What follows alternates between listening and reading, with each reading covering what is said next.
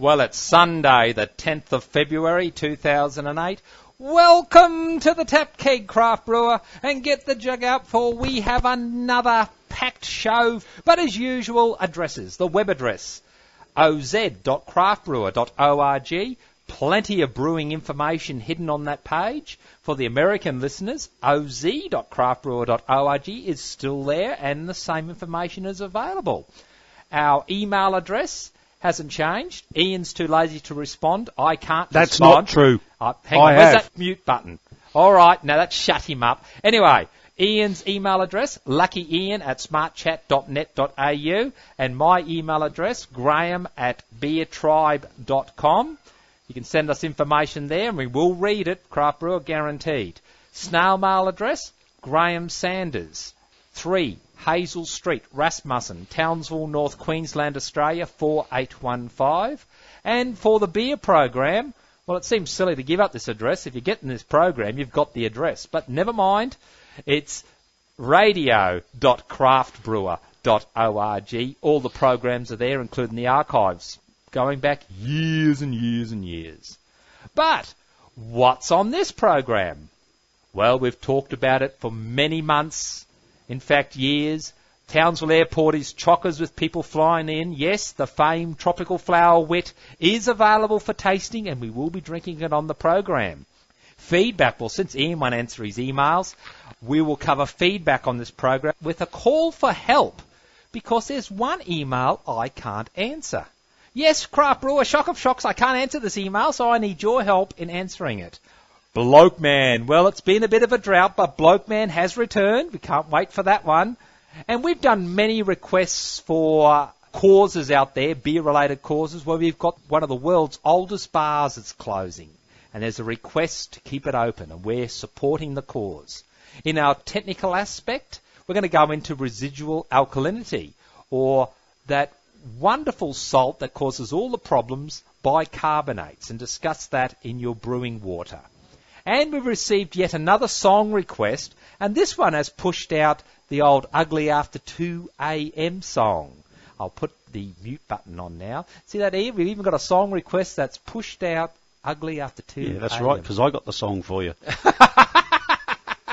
Yes, it went to your email, didn't it? And I want to thank our listener for that, and I'll send him an email back, ask him to send us any more he can find on that site. Please do, will you? I have done that. Have you See, I do answer emails. You are telling porkies again. Oh, look, will you shut up now? Because in late and breaking news, the saga of aluminium supplies round the world has reached fever pitch and that critical apex. This all comes about because I guaranteed supplies of aluminium to the barley crusher malt mill.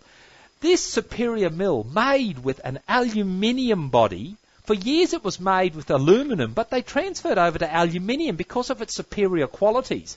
And cold-rolled steel rollers, well, I had to guarantee a supply to this company of aluminium. And ever since then, the world is demanding this metal. Just look them up, barley crusher malt mill, round the world delivery in 7 days. It is the best darn roller mill for the craft brewer out there. But in late and breaking story, Ian, I can tell you this, mate. I forced BHP to make an offer to Rio Tinto, and it has happened. Yes, I got sick and tired of Russia and other interests trying to muscle in on the aluminium market, so I got a consortium together of Chinese aluminium makers and US aluminium makers, and they've bought out shares in Rio Tinto. Don't believe me? Well, listen to this story to show the influence this man has. And do note, Craft Brewer, aluminium is the metal and name of choice round the world. A raid on Rio Tinto shares by a Chinese aluminium company and Alcoa has raised the bar for BHP Billiton. Chinese aluminium company Chinalco teamed up with US aluminium producer Alcoa to buy a strategic $16 billion stake in Rio Tinto, 12% of the company's London-listed shares. Simon Lauder reports. BHP Billiton had planned to make history with one of the biggest mergers ever, but now the Chinese government-backed aluminium giant Chinalco and Alcoa have changed the game plan. Last year, Alcoa lost a bidding war with Rio Tinto for the Canadian aluminium giant Alcan. It now has something BHP wants and could use that to get hold of Alcan shares if BHP takes over. The 12% stake, which was sold overnight, is enough to stop a hostile takeover by BHP, but a friendly merger is still on the cards. So there you go, craft brewer. They've had to make a formal bid. No thanks to the most egotistical brewer on the World Wide Web. Absolutely no thanks to him. I will force this thing to a head if it kills me. The United Nations don't contact me and don't expect results. That is why I'm considered to be the Kissinger of beer-related issues in the world. You've got that statement right. They don't contact you and they don't expect results. That's the truest statement you've made. Now, since he's opened his big gob, g'day, Cellarman. How the hell are we all out there in, what is it, Hairy Fairy Radio Land or Hairy Fairy Brew Land? Well, it's Fairyland at the moment, the way I'm carrying the story on, I'll tell you. And what have you been up to, my friend? Slavery, mate. Absolute slavery in this heat here and humidity. Oh, I tell you what, we talked about on the last program that the big wet has arrived here in North Queensland. Hasn't it arrived with a vengeance? I find one really good advantage about this time of year. I can drink an extra 5 beers a day and not put on weight. Oh, craft brewer, it's amazing weather, to say the least. If you haven't experienced the wet tropics anywhere in the world, you don't know what we're talking about. It's just pure beer drinking weather. Any reason why Northern Australia is the world's biggest, by far, beer drinking nation in the world? Dwarfs every other country by far. And we're talking about the Pilbara, the Kimberley, Northern Territory, the Gulf Country, and North Queensland. Yeah. You know, we dwarf it because I'm drinking beer and it's sweating up the back of me as quick as I'm drinking this beer. And we'll talk about this beer in a minute. That's what's wrong with the knives in his back. Actually, speaking of how hot it is, remember I talked about a heat index, or, you know, how to measure the true heat here? And even though it's 32 degrees at the moment, you wouldn't think it, would you, mate? Oh, no. No, it feels like it's more like 55. Oh, you're just sweating. You know, It's just dripping off me at the moment. And where was it? I'll just find this email. I was going to cover this in feedback, but I'll pull it out early because it's a relevant point here, actually. Oh, here it is. It's from Jeff. He writes here, you have a darn entertaining broadcast. Don't bother sucking up to me, mate. It won't work. What else you... Oh, how's this for a bloody load of crap? Keep trying. Jeffy likes it anyway. Cellarman should have more airtime. He seems somewhat clever. You're darn right, Jeff. He seems it because he's not. You got that? Thick as 2 posts he is. On. At least I'm not as sharp as 2 wet pink bats like you. If you don't know what a pink bat is, it's an insulation fiberglass material. Anyway, he was talking about how we were talking about the effect of humidity and heat and how the two combined give a higher temperature than what you read. And he writes here, while the Texas Gulf Coast can't compare with temperatures in your neck of the woods, we do have a way of expressing the effect of humidity on heat. We call it the heat index. A weatherman on TV will tell us it will be, say, 37 degrees, but it will feel like 44 degrees. And that's roughly what we've been talking about here, isn't it? Oh, it certainly is. And at the moment, it's 32 degrees here at the moment, but I would say it feels like about 50, wouldn't it? Yeah, it's incredible what the humidity does to the body and that. Yeah, well, Jeff's right, and one of the reasons that when you look at temperatures around the world, it doesn't give a good indication, is in the 17 and 1800s when they set standards, Ian, on temperature. Of course, this was all done in the United States and Europe and England. And what happens over there in wintertime? You freeze your bloody balls off. Yeah, but it snows, doesn't it? Heaps of snow occurs, right? So what do they do when they set the standard? You can't have snow round thermometers, can you? When you're trying to measure temperature, you get all wrong readings. So they decide to set a box up about 2 metres high and then put foils around it and everything else in the shade to measure air temperature. Now, the reason they did this, craft brewer, was that it stops snow falling anywhere around the thermometer. So no matter how big the snow drifts, unless it's monstrous snow drifts, a guy could trundle out there and read the air temperature. Now, the problem is that the temperature from the ground up to 2 metres changes, doesn't it, Ian? Oh, it changes dramatically. Doesn't it? At ground temperature, it can be 55 degrees at ground temperature, and then it gradiates up to 2 metres high at 32, doesn't it? That's right. The big difference. Big difference. So you can have 32 degrees in, say, North America or Moscow or London, and the ground temperature might only be 32 as well. The whole air mightn't have heated up that much. In the tropics, you can have 32 degrees at 2 metres up. But in the area where we live, about a metre off the ground, that temperature could be 45 degrees, can't it? Very much so, and not today only that, would the be humidity. Yep, I stuck a thermometer outside at ground level. It was 55, and about a metre up, it was 39 degrees, and then it graduates up to 32. And that's where the human body is. So you're picturing 39 degrees. You're hotter than the human body temperature already, right? Where we're standing and sitting at the moment, Ian. And of course, you've got humidity at near 100%. Well, your body's actually overheating, isn't it? It is. That's why it's trying to sweat the life out of you. Yep. And that's why you should never take temperature for what it is when you hear it on the weather forecast, because they've stuck it at this ridiculous standard of 2 metres up in the friggin' air, so the snow doesn't get on it. And it doesn't friggin' snow in Townsville. It don't friggin' snow in the tropics, and it's no indication of the true temperature of it. So at this heat index that Jeff talked about, and I thanks for the email, mate, it's a good relevance of it. But what they've done is designed in the tropics another index because of that gradient of temperatures, Ian, from the ground up. It drifts away. And what they're developing at the universities is a tropical index, which gives you a body feel of the actual temperatures. And generally in Townsville, it's well over 40 degrees. Anyway, my friend, enough rambling about all this sort of crap. I don't think the craft brewer is really interested in that. And by the way, mate, these friggin' cockatoos around the place attacked my friggin' aerial on the roof, didn't it? I'm trying to set up a local internet service, and these sulphur-crested cockatoos chewed my bloody aerial. Don't you friggin' laugh. I'm sitting there, and I'm throwing rocks at the bastards. Cockatoos, now, they're the white cockatoos you see on TV with the sulphur, the yellow, what do you call it? Crest. You see it come up all the time? I think they fetch $1,000 overseas, something like that. They do. Over here, they're a bloody pest. They chew We everything. shoot them. And that's what I had to do. I had to get the gun out and shoot a couple of these bastards. No, I don't care. Any greenie out there who wants to email me and tell me what a mongrel I am. I shot the bastard because he was chewing my aerial. But too late, he had chewed through the wires, the antenna, the lot. There, bang goes a $50 antenna. I've got to get another one now.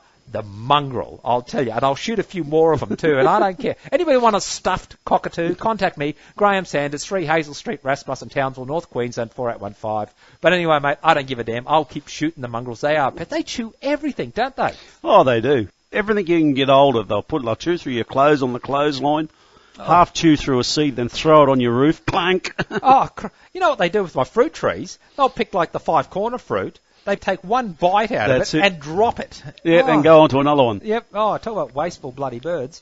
Anyway, mate, we've talked about it. The world's waited for it. It had to come.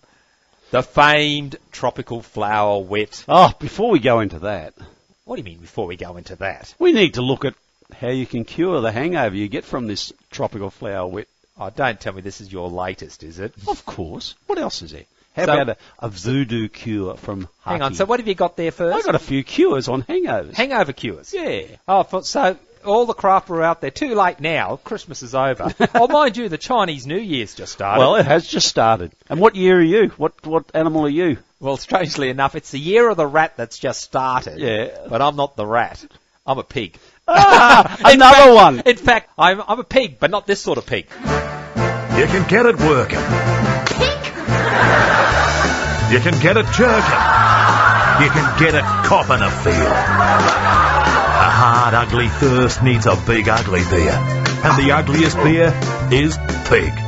Pig beer. You can get it jumping. You can get it pumping.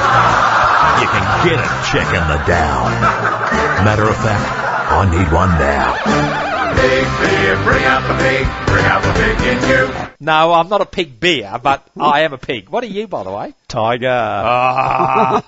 They're nearly extinct, mate, and the way you're going, you could be there too. That's right, I'm an endangered species, always have been. Anyway, what have you got? How about a cure from Hati, Voodoo Cure. A Haiti, that is, not Hati. Haiti. Yep. Whatever. Okay. How about stick 13 black-headed pins into the bottle from which you have been drinking? You've had more than one bottle, then the concentration needs to handle 26, 39, 52, or more pins will at least take your mind off your suffering. Hang on, where do these pins go? In you? Into the bottle. Into the bottle? Into the head of the bottle. So you're trying to stick... How can you stick pins? Pins into the bottle. Oh, into the bottle. Yeah, drop them into the bottle. So in other words, go to your craft shop and buy a box of black-headed pins. That's it. Got to be black-headed pins. Can't be a white-head or a red-head. And you drop them into the bottle. Yep, 13 for every beer you drunk. Yep, that's the one. Oh, dear, oh, dear. Buy it in bulk, craft brewer. Because if you've got a hangover, you can guarantee you haven't drunk one or two. 13 per bottle. Oh, dear, oh, dear. I hope these improve. Oh, of course. Anyway, mate, this is the famed Tropical Flower Wit. Again, we've said it many times before, it sucks to taste beer on a program. It does. But are you grovelling? Only for those who aren't doing it. Are you grovelling? No. What do you mean, no? No. This is superb. No one said it wasn't. No one said it wasn't a good beer. No one said it wasn't an excellent beer. But no, I'm not grovelling. Why would I grovel? Because you're too proud to get on. Because you can't get on your knees. Your knees are Well, bung. I can't get on my knees for a start. But But anyway, craft brewer, enough of that. I've waxed lyricals about my Tropical Flower Wit, enjoying it immensely. In fact, a number of people have been over, including professional brewers, who have said they are stunned at how good this beer is. Ian, you can stop throwing up any time you like. and now you know why, and I'll mention your name later. I'm not going to give Graham a hug. He's got a face only a mother could love. Then when she's only pissed. But I've received a number of emails since I started this thread on how to make the famed Tropical Flower Wit. Now, Johnny Max from Brew Crazy secretly recorded me describing how to make the famed Tropical Flower Wit, the mongrel. The scumbag actually recorded it, and it's on one of his programs. Look up brewcrazy.com and look through his archives, and you'll find how to make the famed Tropical Flower Wit. I describe it in detail. But a number of emails I've received asked, what is the trick of using white flour and stop it balling up? Now, do you remember what the trick is, how to avoid the balling up of the white flour? Well, you can't stop it from balling, but you can cause the balling to come undone. That's it. Right. And how do you do that? Oh, well, let's heat the water at about 50 degrees first off. Yep. Throw the malt into it. Yep. And then we'll throw the flour into it. And the flour will ball up. What Ian said is dead right. The flour will ball up. But you're at the temperature now about mid-40s of the glutenase enzyme, and that's the enzyme that breaks down the gum in flour. What happens when you add the flour at this stage is it will ball up, but a magic thing happens. It balls up with the gum and the water tension, but as you stir it, the enzyme keeps breaking down the shell. It's like it cracks the shell of an egg, opens it up again, it re-balls up in a smaller ball, the enzyme breaks the shell down again, and the balls break up from big balls to medium balls to small balls, virtually before your eyes as you stir it, doesn't it, Solomon? Yeah, and then they go down to Graham Sanders balls. No, I said going backwards. That's smaller. what I mean. Yeah, hey, look, get this program out of the gutter. But anyway, do look up Brew Crazy. What are you planning to brew in the next fortnight or so?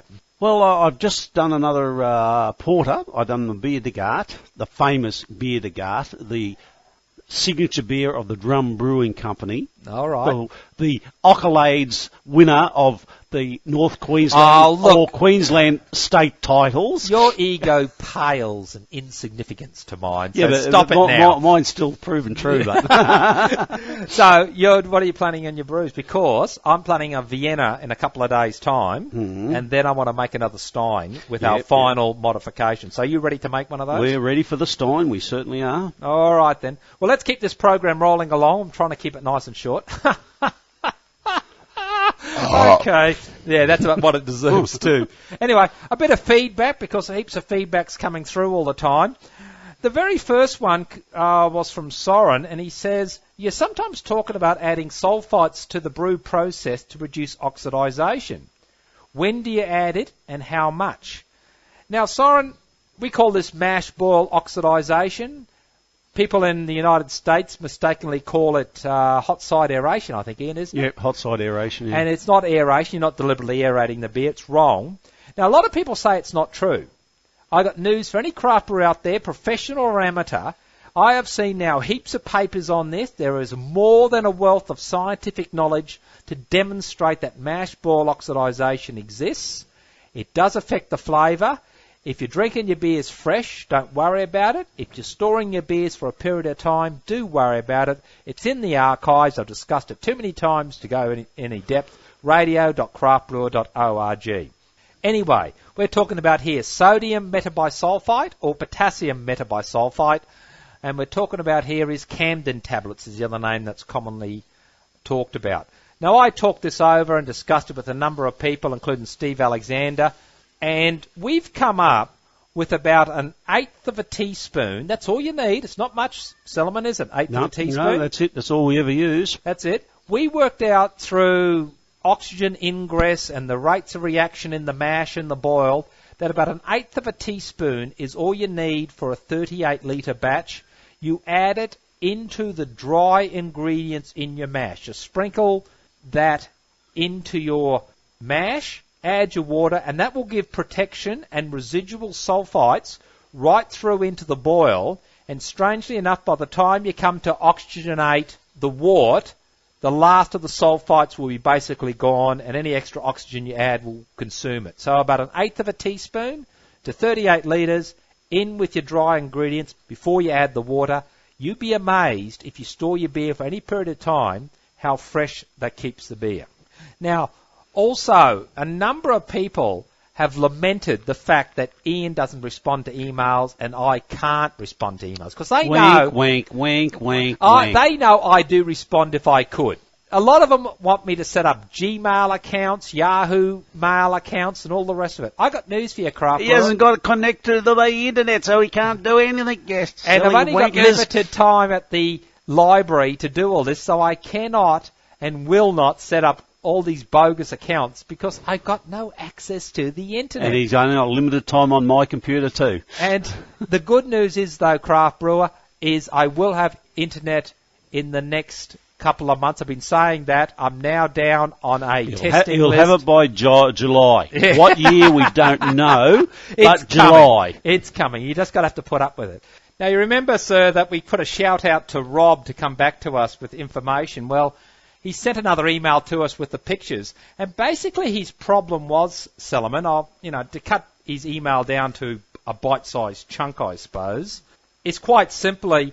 He's used ProMash. It's got the colour scheme on the side of the program. Yep, Craft that's Brewer, right. if you ever use these beer programs, they have like an estimated colour of your beer. And when he made his beer, the colour of the beer was darker. And he's wondering if he's done something wrong. This is his first all-grain beer. What would be your answer to people who say, well, I put in a recipe and the colour on ProMash is different to the colour of my beer?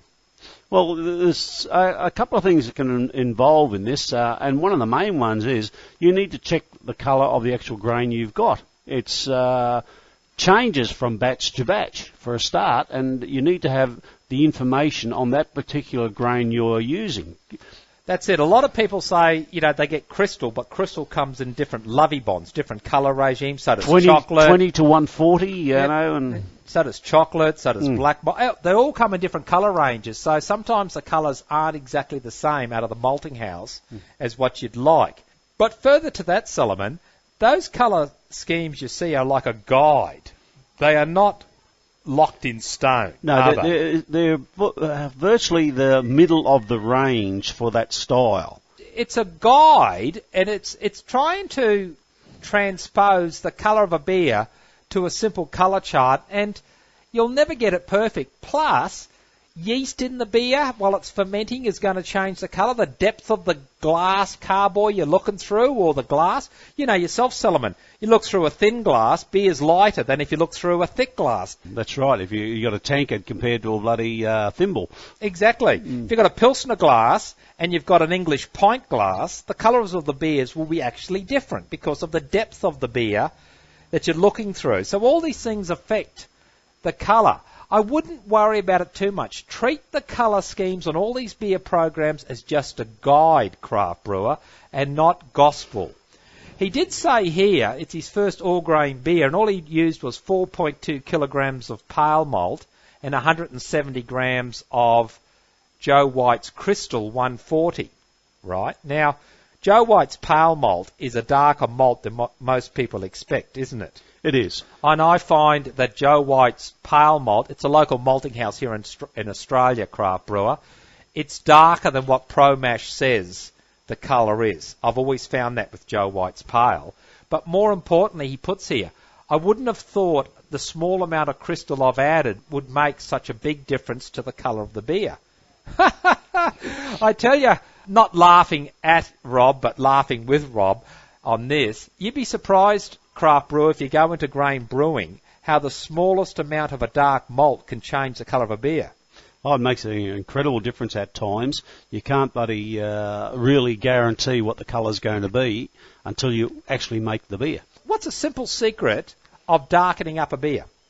Well, you use your crystal malts for a start, or you can use roast malts. And how much roast malt would you put in a beer just to darken it up without getting enough flavour? Oh, 20 grams at the very most. Yeah, 20 grams in a normal 20-litre batch craft brewer will darken it up considerably and add no flavour. So, yes, Rob, it is surprising how little crystal or the darker malts you use can colour a beer up. It's amazing. What do you use, Crystal 140? Yep. Well, I mainly use Crystal 60.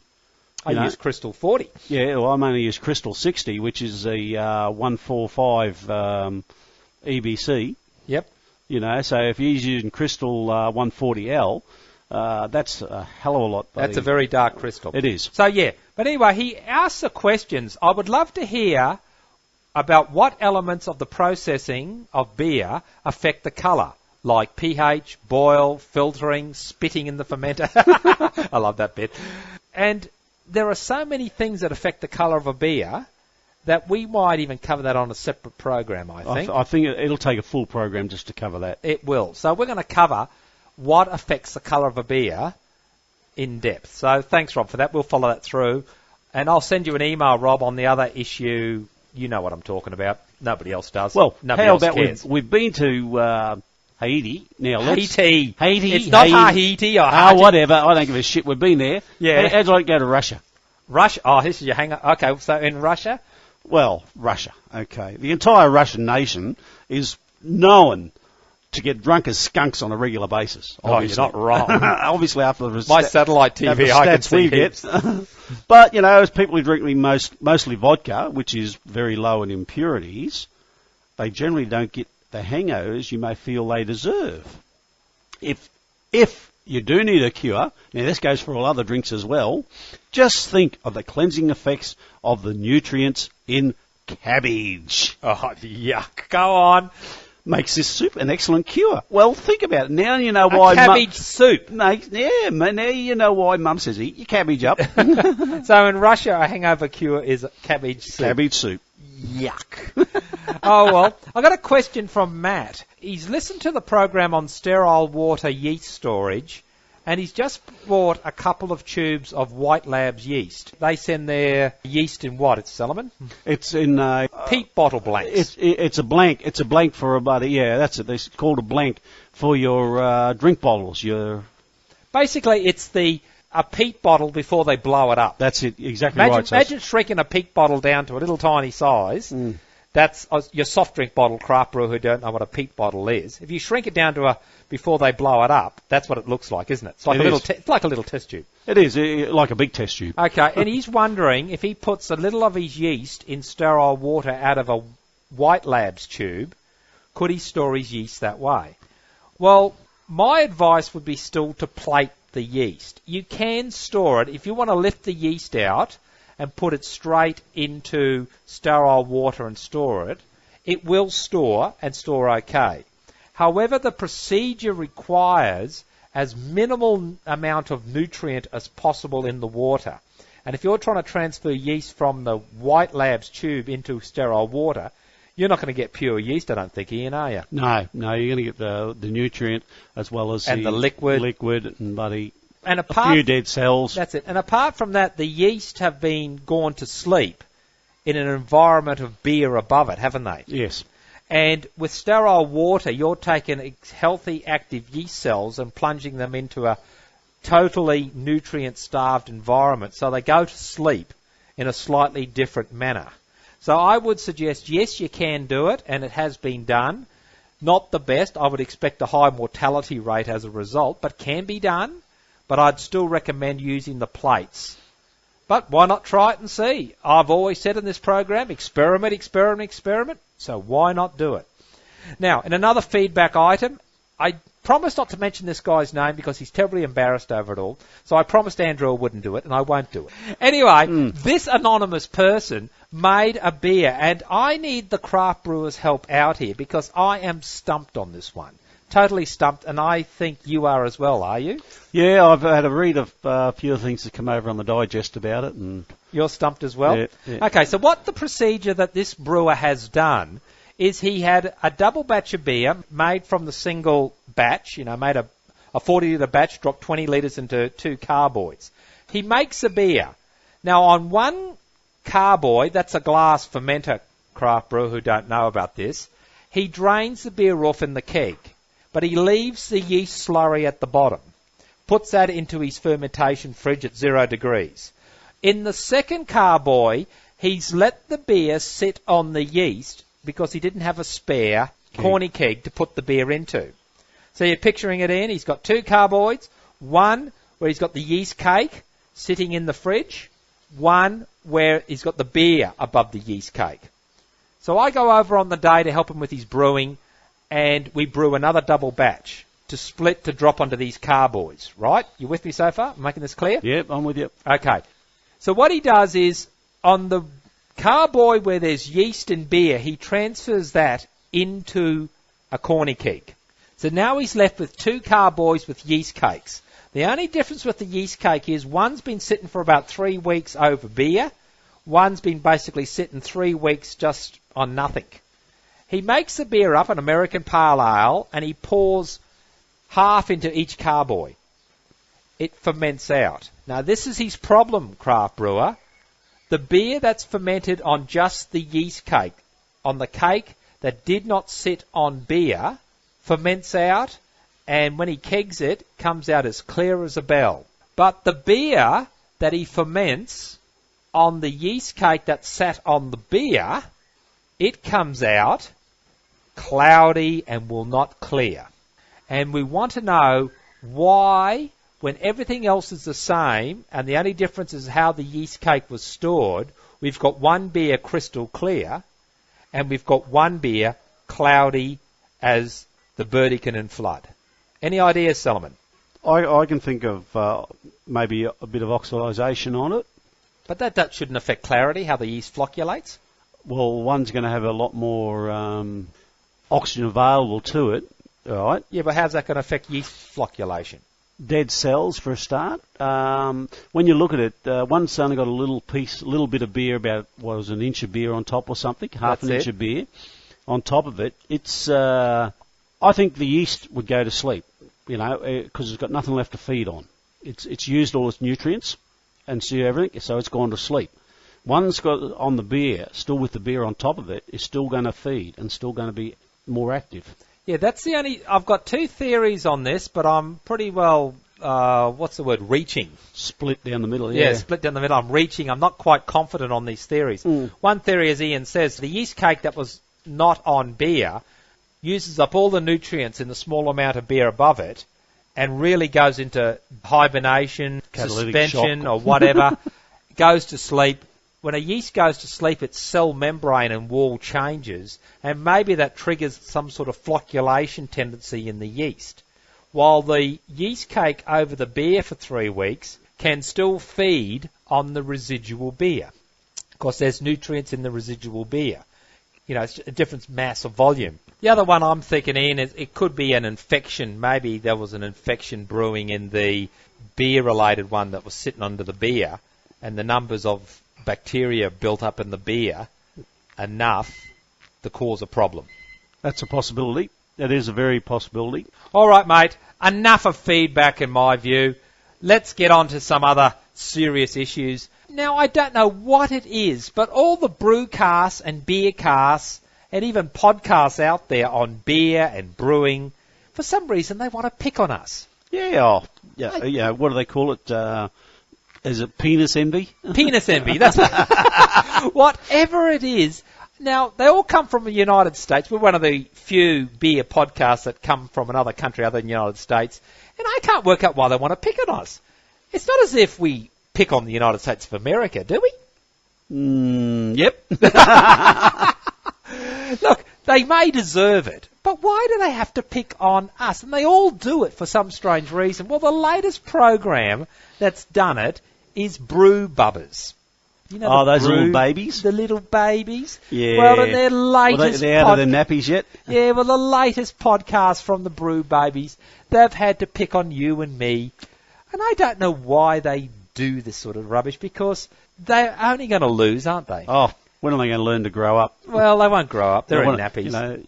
But we've been insulted by professionals, Amateurs don't worry us anymore. Oh, amateurs don't even don't even raise a sweat. Mind you, everything else in this climate raises a sweat, but they don't raise a sweat whatsoever. So when they make comments... Stopped listening to Graham Sanders after he picked on us and made us look like fools on the internet. Well, of course you're made to look foolish, Brew Babies. Look at the material we got to work with.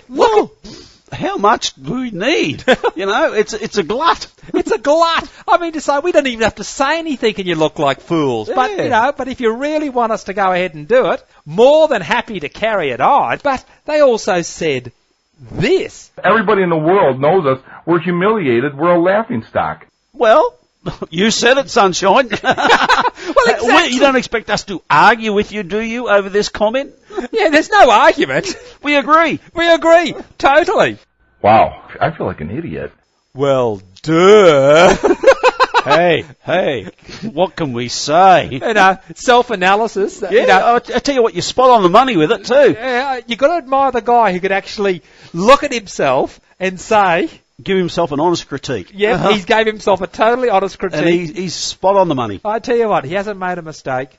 Graham, old buddy, old pal, I hope you have room in your heart to forgive me. Well, yes, mate. I think we're big enough to do that, don't you? We're big enough. Yeah, we can handle that. There's other networks out there that won't talk to us. They're not big enough to forgive and forget, but we are, and we do forgive you. I think you've learnt your lesson, put you in your place. You're second best to us. And remember that media tart John Palmer is also in his place thanks to you. So your admission that the whole thing is second rate, I accept that and I do forgive you. I think it's time to move on, don't you? I think. Let's not belabour the point.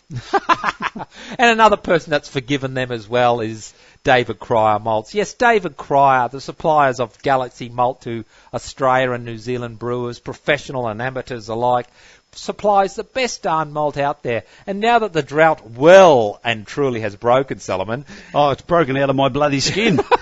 In fact, I could water half of Australia's bloody grain crop with the amount of sweat coming out of me. Now that the drought has broken, good quality malts are going to be available in the next 6 months. Do contact them, David Cryer Malts, suppliers of Galaxy Malt, the best enzymic 2-row malt in the world. Do Google them up, and including in that Ross Kendrick, craftbrewer.com, the plagiarist himself, supplies all of North Queensland, stop laughing, Northern Territory, Western Australia. Do look them up. Great rates, great service.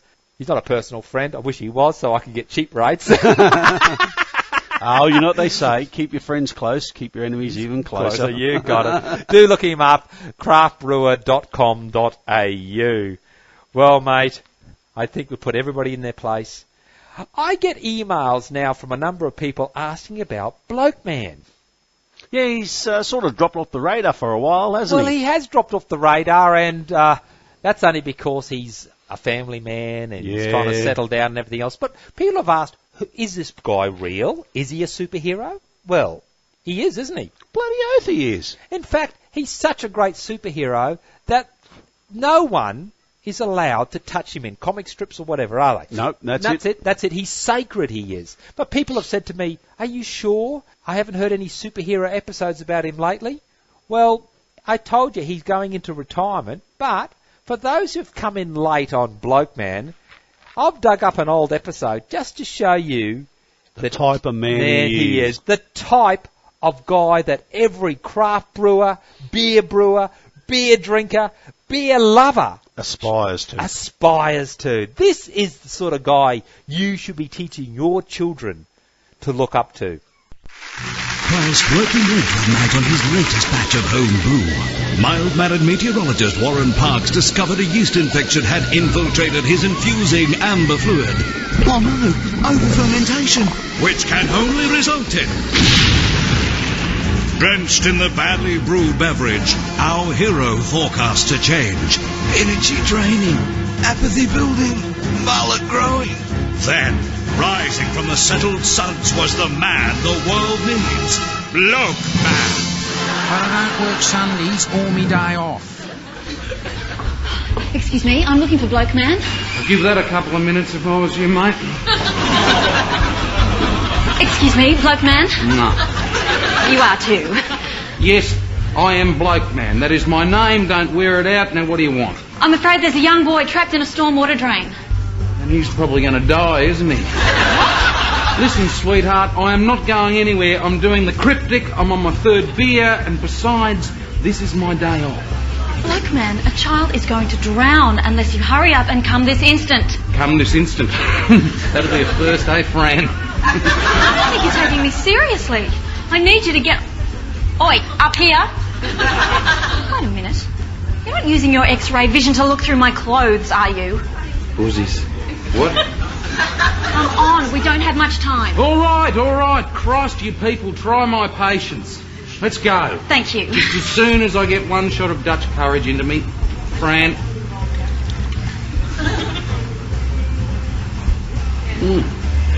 And one more just to get the blood flowing. Cheers. Bugger it, one more for the road. It's a very long road, Fran. Can we go now? Oh, no. Why not? I'm too pissed. Here, I'll help you. Oh. Jesus. Oh, hello, Brazil. You've trimmed that up lovely, haven't you? What more can you say to that? It's priceless, isn't it? No wonder Warner Brothers won't make a movie about it. Well, mate, we broadcast round the world, don't we? Oh, yeah. Who cares? Anyway, I'm just sad for the poor sods around the world that are forced to listen to us. Hey, they can always turn it off. I always love these bloody censorship people who complain about, this is on TV, that's on TV, it's wrong and whatever. What's wrong with just turning the bloody thing off? That's it. Or changing channels. You That's don't it. have to watch it. You don't have to watch it. And you certainly don't have to listen to this rubbish that we broadcast every fortnight. But for those who do, we're always on the campaign to support those causes dear to our heart, aren't we, Cellarman? Oh, most definitely. And we help change the New South Wales liquor licensing laws, Queensland liquor licensing laws, and in UK, Germany, we've helped support brewers around the world. Well, we're off to Mexico, my friend. Now, what shits me about all this is you think one of the US podcasts, Mexico being just next door, would pick this up. But no, absolutely none of them have done it. Nah, they couldn't care about their poor cousins. That's it. But we do. We care about any brewer anywhere in the world. As such, we'll run this story. After 150 years in business, El Nivel was shut down because the owners of the building are moving back in. But customers are determined to hold on to the historic venue. After 150 years drinking inside, the angry party is forced outdoors. The inside is El Nivel, Mexico's oldest cantina or tavern, and it's now shut for business, the door padlocked, the sign reading closed for renovation until further notice. El Nivel in English means the level, so called because water in the building was used to measure the city's flood levels. The tavern isn't just any old drinking den, it's where the great and the good of Latin America went to drown their sorrows and to celebrate their successes. This is the oldest cantina in Mexico, and it has been open for 150 years. I think that this tradition could be lost, because writers, ministers, state secretaries, even presidents used to come here to drink a beer or a spirit. Ruben Aguirre says more than 30 Mexican presidents have sat at the bar of El Nivel, from Sebastián Lerdo de Tejada in the 19th century to Ernesto Zedillo in the 1990s. When Fidel Castro and Che Guevara were exiled in Mexico in the 1950s, they used to go to Alnibal and order the house white wine, or perhaps something more revolutionary, like one of Alnibal's specials made from a mixture of vodka, anise and orange-flavored liquor. The famous bar is now closed because of a dispute between the proprietor and the owner of the building, the National Autonomous University of Mexico. Protesters want the government to step in to save the national monument if a resolution can't be found. That's an outcome many will no doubt raise a glass to. Fancy shutting down Mexico's oldest bar. Probably one of the oldest bars in the world. Yeah, 150 years is a pretty good go for a cantina. But what I love about this story is, after 150 years, the owners want to move in. He's either very old. Is that the original owner? It blows the mind to consider how many owners have been siphoned through this place. That's it, yeah. And who have just sort of collected the rent, so to speak, from this bar. But eventually it's happened. It's called The Level, as they said. I can't pronounce the Mexican name. My accent's terrible. But for those people who are Spanish, those people in Central America, even southern United States, get hold of the Mexican government and protest. The owners, the National Anonymous University of Mexico. I love that, the National Anonymous. The National Anonymous University of Mexico. Google them up, complain to them, get the people out there. Don't allow an icon like this to close, by all means. And I do love their special liqueur. What is it? We've got to try this, mate. It's vodka, aniseed, and orange liqueur. That's interesting. Basically, it'd be licorice and orange combined together. Yeah. Aniseed and orange. Yeah. Well, aniseed's licorice, any sort of licorice. Yeah. Yeah, it's basically licorice and orange liqueur, give or take. So, Jaffa. Licorice Jaffa. Have a shot of vodka and suck on a piece of licorice and a Jaffa and you probably get the same result.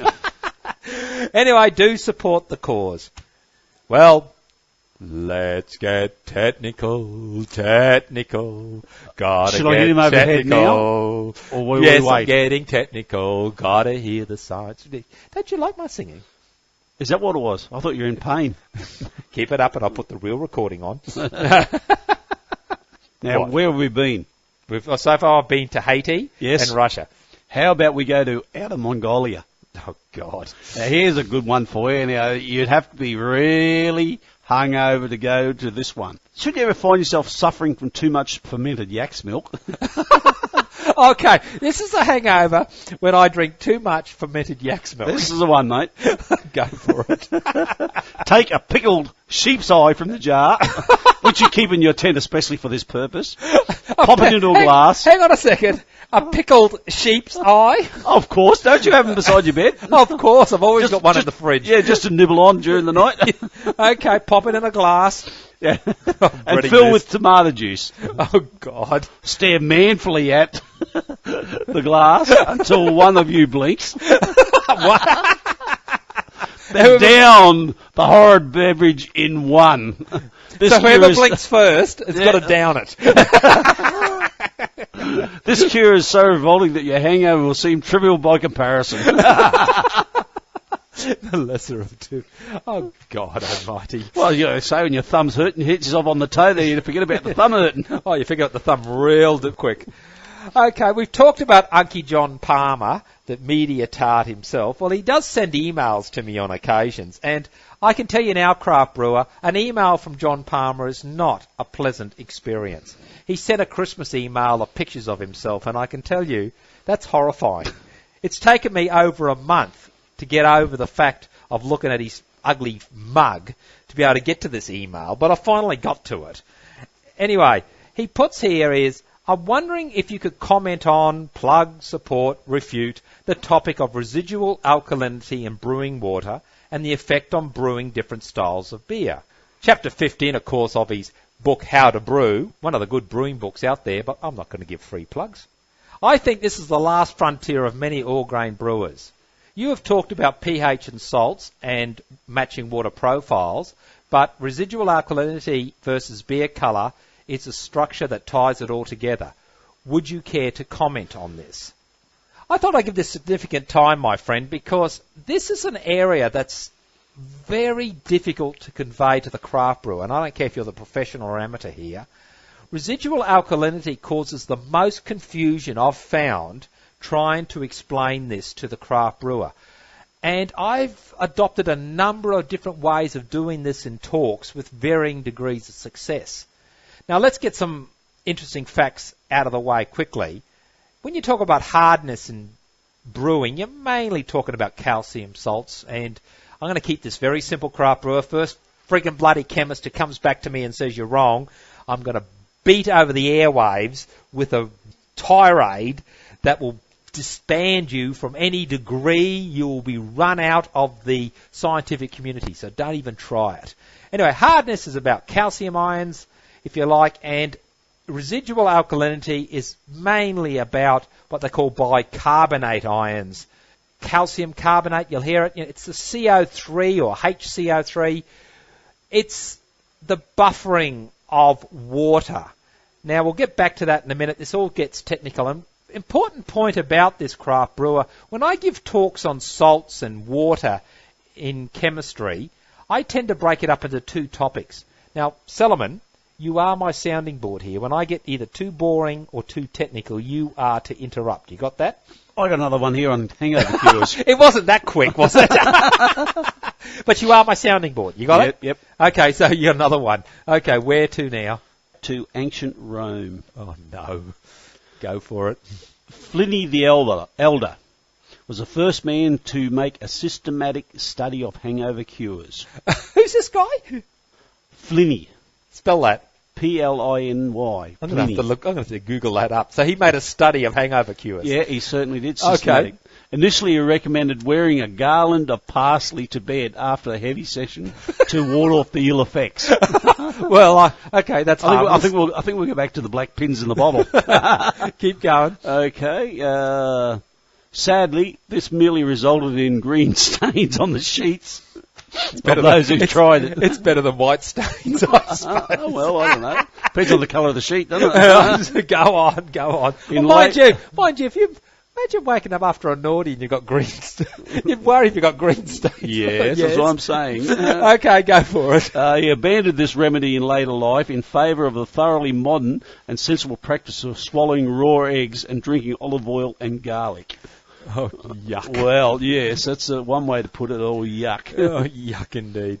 Okay, now, in talking with salts, what most people make the mistake is they try to combine all the salts together in one talk, and they confuse people. When I talk about salts, I like to talk about most salts in general context as one topic specifically. Right, Cellarman? And then when I'm talking about carbonates, I lump them in with phosphates and talk about buffering in brewing, because this is what we're talking about here, buffering. And buffering is the resistance to change in pH. In other words, how acid or alkaline your water is. You'd think that adding a bit of acid, your water gets more acidic, wouldn't you? Well, that'd be a general consensus, yes. Right, but carbonates and phosphates are buffers, and they resist the change. So you add a bit of acid, and nothing happens. And anybody with a pool will understand this quite a lot, where you've got to keep adding more and more acid than you think to change the pH. Now, phosphates are found in the mash. They lower pH, and they want to keep the pH low. Carbonates, or residual alkalinity as a general term, want to raise pH. And the mistake many people make is trying to talk about these with salts in general. Buffers should be talked about separately. So, John talks about this topic in one of his chapters in his book, How to Brew, which is highly recommended. But the problem with John's chapter is, like everything else, people are baffled by bullshit. It is so comprehensive that someone with a science degree understand it fully. Someone like you, Ian, probably will struggle a little bit, and the general population probably goes, shit, because it is comprehensive, but it is too technical for the average brewer. But the guts of John's chapter is quite simple, Ian. It basically says that the higher the bicarbonates, residual alkalinity, and from now on, I'm not going to mention residual alkalinity, I'm just going to call them bicarbonates. That's an ion in the water. It's in chalk, calcium carbonate. You with me? With you now so far. Okay.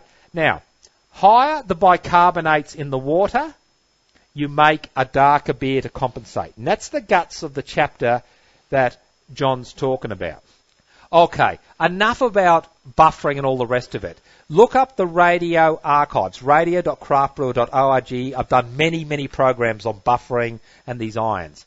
But let's see if I can explain this in another way that's simple and using my own brewing water as an example to show how simple it is and using John's theory on bicarbonates, last time I say it, residual alkalinity, in using your brewing water and the types of beer you make.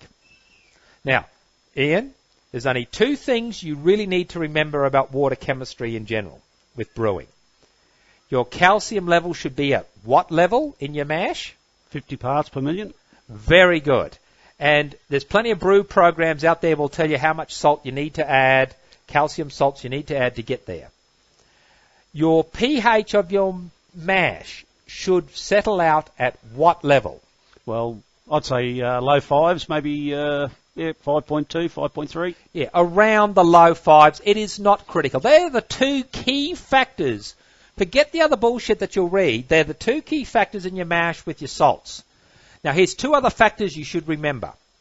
Bicarbonates are either found in your water or you can add them as a salt, e.g. calcium carbonate, which is... Yeah, with chalk. Or another one is, what's in a cooking cupboard? Bicarbonate soda. Which is also bicarbonates you can add. So it can be found in your water or you can add it as a salt. And what does it do? It wants to raise the pH. It eats acids. It wants to raise pH. Make sense? Yep. The other thing to remember, we use acids in our brewing process to lower the pH to 5.2. Acids are found, strangely enough, in the mash with phosphates. It's a compound there. Just trust me, craft brewer. Where else are acids found? Well, there's two sources there. Citric acid, if you want to add that yourself. So an artificial acid, citric acid, yep. lactic acid, Yep. tartaric acid, Yep. even sulfuric acid, hydrochloric acid. We could actually add acids. Where else can be acids found in our mash? The darker the grain, the more acidic it is. That's right. As you know, craft brewer, anything that's burnt or more roasted, it's actually got a bit of a bitter bite to it, hasn't it? Very much so, yeah. And they're acids. So adding acids to your mash is a natural process, whether it's in the mash, in the malt, and I'll give you another source. What about acidified malt? That Yes. has acid in it. And I'll give you another source. What about lactic mashing that I do with wit beers? Again, another source of acids. So as you can see, craft brewer, we add acids, whether it's artificially, whether it's in the grain, whether it's naturally occurring, they're there. So, bear in mind those two things. I'll say them quickly again. Calcium, 50 parts per million. Mash pH, low fives. There's bicarbonates in water and in salts we add. They want to raise pH. There's acids in the malt. In ingredients we add, we can add acid directly. It wants to lower pH. Put the four together and we can use many, many combinations to get the correct pH of the mash, can't we? Most definitely can. There's many, many ways, and there is no correct way of getting your mash pH. Just like different mashing temperature schedules will give similar results, there are more than one way of getting your mash pH at the right level, isn't there? Well, that's it. You've got to whichever suits you, whichever way you find the easiest to do it is the way to work it. Okay, so let's deal with Townsville water. Townsville water is extremely soft. Calcium 2 parts per million. Bicarbonates under 20. In other words, it's almost pure water, isn't it? It's very close to it, yeah. Okay, we've got a blank slate. So if I was brewing a Pilsner type beer for 38 litres, all I need to add is roughly half a teaspoon of a calcium salt. Name a calcium salt for me. Gypsum. That's it, calcium sulfate. Half a teaspoon will give me 50 parts per million. Calcium chloride, you can get that as well. Half a teaspoon will give me 50 parts per million. If I want to get the acidity right with just Pilsner malt, all I need to add is about a good teaspoon of citric acid to the mash, and I will get the right pH. I could use another source of acid. I could add some acidified malt and still get the same. Or I could do a lactic mash with part of the mash for a day. I've discussed that, previous programs, Craftbrewer, look it up, radio.craftbrewer.org, and that'll get it down. But that's what it takes. But let's stick to half a teaspoon of a calcium salt and a good teaspoon of citric acid, and I get the right mash pH. And I think you do that as well, don't you? Oh, yep. I add gypsum when required and also citric acid when required. Okay. But let's say we pick a salt like calcium carbonate. I'm adding a bicarbonate. I'm adding the right amount of calcium, half a teaspoon of calcium carbonate, but I'm adding bicarbonate to it. What's bicarbonate do, Cellarman? Yep, raises the pH. That's right, it wants to raise the pH. So we've got to pull it down again. So instead of adding a heap teaspoon of citric acid, I might add a little bit more citric acid just to pull down the effect of the bicarbonate. It is as simple as that. So I might up to a teaspoon and a half of citric acid to counter the bicarbonate. That's all I need to do. It's as simple as that. Let's go in the reverse. I'm not making a Pilsner. I'm going to make a Vienna where I've got a bit of darker malt in there, or a porter with even more darker malt in there. What's in the darker malt? Acidity. That's right. So instead of adding half a teaspoon of, say, calcium sulfate, what would counter the acidity of that dark malt? Some bicarbonate, wouldn't it? Yep, most So where would I get that from? Oh, well, how about off the blackboard? Chalk. Sure. So if I add some bicarbonate to that, I can counter the darker malt that's coming in from the porter, from the chocolate malt, or even a Vienna. Now, I could add chalk, or I could just go add some baking soda. I could add my calcium sulfate, half a teaspoon of calcium sulfate. That gets my calcium up. I can go into the kitchen and just get a little quarter of a teaspoon of bicarbonate of soda and just chuck that in. There's my bicarbonate again. Getting back to those 2 points, Craft Brewer. Bicarbonates raise the pH, and we've got plenty of sources for that. They eat the acid. Acids are found in a variety of sources. I can add that to it. So if I know where the acids are coming from before I do my grain bill, I know how to counter it. And in this example, I'm using soft water, so I have a clean slate to work with. But this doesn't mean that you can't work with your existing water that you've got, right, Cellarman? Well, that's it. Not all water's as good as we've got in Townsville. So if your water's got a lot of bicarbonates in it, you can add various forms of acids to pull it down. If you're making a beer with a lot of dark malt in it, you might compensate with extra bicarbonates, or your water might be high enough that you can already compensate for it. Just remember those 2 rules. We say it again, the 4 key points as a brewer to remember. Not to labour it, but I will. Calcium at 50 parts per million. Bicarbonates raise pH. Acids lower it. Target mash, low 5s. Sources of bicarbonates. In the water, in salts. Common sources, chalk and bicarbonate of soda in the kitchen cupboard. Acids are found everywhere. They're found in the grain mash itself. They're found in acidified malt, in lactic mashes, and in darker malts. Plus, you could also get acids just by adding an acid out there, lactic, citric, whatever. So, you can see where John Palmer's coming from with this. It is relevant, but all you need to understand is your level and how to counter that bicarbonate level. Okay, he says, basically, I am convinced adding salts to the target of a residual alkalinity, bicarbonates, that suit the style is the next big thing in improving your beers. And he wants me to look into it as a skeptical man and do experiments. We'll do experiments, John, but I think what you're talking about there is a generalisation for people who don't know anything better about pH and don't want to play with salts, and your scales are good. So we will do some experiments on that. Well, Cellarman, I think we have bored yet again. My last and most favourite of hangover cures. Oh, here we go. It comes back from me old granny, this one. Guinness. Go for it. Guinness, mate. Guinness. Ireland, okay. Ireland, Guinness. We're talking about Guinness here. Now, Guinness is loaded with all sorts of minerals and foodie type things that restore your body to a normal balance. The alcohol content will ease your aches. Oh, so you're saying you actually drink Guinness? Yes. Oh, I see. A hair of the dog. Yeah. But the trick with Guinness, right, when this hangover cure, is half a dozen oysters.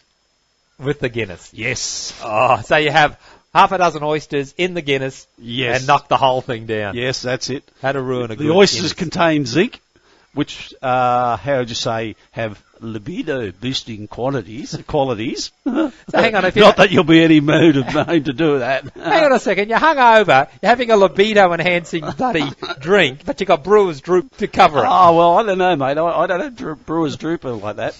And guess what? You know, this is where it comes about. What's the best way to get rid of a hangover? Well, I always reckon hair of the dog. Hair of the dog, but also to get the alcohol out of your body. And you can work it off. Yeah, that's right, mate. What is the biggest organ in your whole body? Well, I'm not going to talk about mine because I have to untie it from my waist, but your skin. Exactly right. And you've only got 1/15 of a millionth of on your part, right? So if you're getting a good lather of sweat while you're getting libido taken care of, you're going to get rid of your hangover, aren't you? Oh, look, that's enough. We've bored the craft brewer senseless. Nobody's come back yet to decide for that. I think you got them stumped. So any final words? Well, seeing I got them stumped, I'll keep going. Keep going. Thugu, Barra, Butterloo. And I'm your brewmaster, Graham Sanders, and I thank you yet again for joining us on this stupid program. I don't know why you bother listening. But we received an email from a craft brewer with a number of song requests, and he gave us a website. It's called thesongoftheday.com. You remember that emails? Turtle Song of the Day. That's it. And the band's called Beatnik Turtles, and they've got about 3 or 4 beer songs. And he says, why don't you play some of these? And they're free to download off the internet, and they're after a donation. And I encourage the craft brewer to go on there, thesongoftheday.com, and if you want to give a donation, do so. But I pulled off 3 songs of theirs to play, so I'm going to play one of them, the Speaking of Beer. So till we meet again, it's your shout, mate. And no, I'm not going to get a hug from Ian. She was stout with a bubbly voice. She was full-bodied and full of cheer. She had great taste and went down smooth, kind of like a good old beer. And speaking of beer, speaking of beer, what we need is around right here.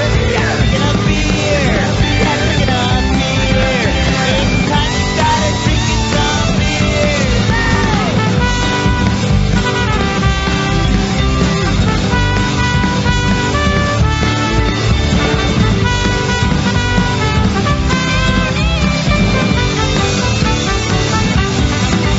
Was I saying, where'd everyone go? There used to be a lot of people around here. Well, I lost my friends, but I got my stew.